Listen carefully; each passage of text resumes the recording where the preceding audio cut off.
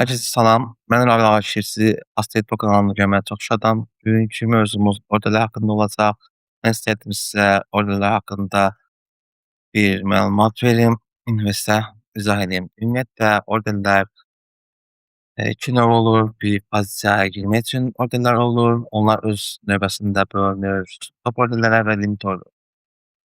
İkinci bir növ orderlərdir ki, pozisiyadan çıxmaq üçün orderlərdir. O da bildiyiniz kimi stop loss orderidir və take profit. Mənfidən çıxanda loss order aktiv olunur. Müsbətdən çıxanda artıq take profit orderi aktiv olunur. Hal-hazırda gördüyünüz kimi baxın, mən sizə qeyd edeyim.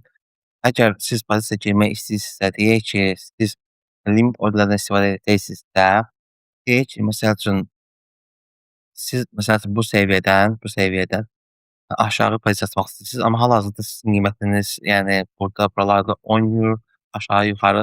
Siz gözləməlisiniz, məsəl üçün bu gəlsin yavaş-yavaş çatsın bura səviyyə. Bu səviyyədən sonra siz bura sell limit orderi qoyursunuz. Bu səviyyənin altından. Çünki bu short zonasıdır. Short zonasının altına qoymalısınız və artıq ondan sonra yəni qiymət sizin orderinizdə yəni aktiv olacaq və siz short pozisiyasına yəni açılmış olacaqsınız. Hal-hazırda bu tip order sell limit orderdir. Həmçinin bunun əksi var, buy limit order. Buy limit orderdə deyək ki, məsəl üçün qiymət məsəl üçün burdadır. Hal-hazırda məsəl üçün gedir yuxarıya. Siz gələk gözləyəsiniz qiymət gəlsin buralara.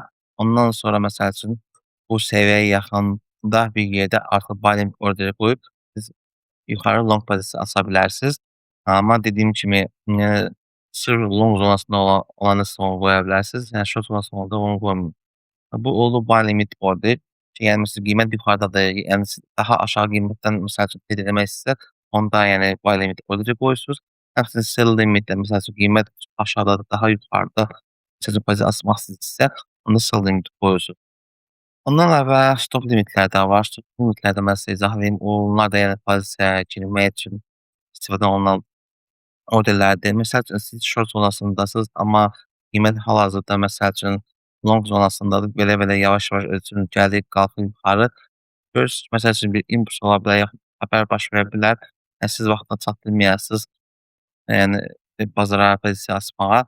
Onda siz qabaqcadan burada hal-hazırda var. Məsəl üçün buradan bir dənə özünüzə order qoyursunuz. Onun adı olur sell limit order, sell stop order. Yəni artıq burada məsəl üçün impuls baş verirsə, aşağı risk siz oyuna girmiş olacaqsınız və artıq yəni sizin pozisiyanız açılacaq. Həmçinin bunun da əksi var. Buy stop orderdir. Bu da həmçinin məsəl üçün deyək ki, qiymət burdadır, yavaş-yavaş yuxarıya qalxır, yuxarıya doğru gedir. Deyək ki, qiymət belə-belə gəlir, düzdürmü? Görürsünüz ki, burada bir xəbər baş verə bilər, yaxud da yəni riskli bir impuls ola bilər.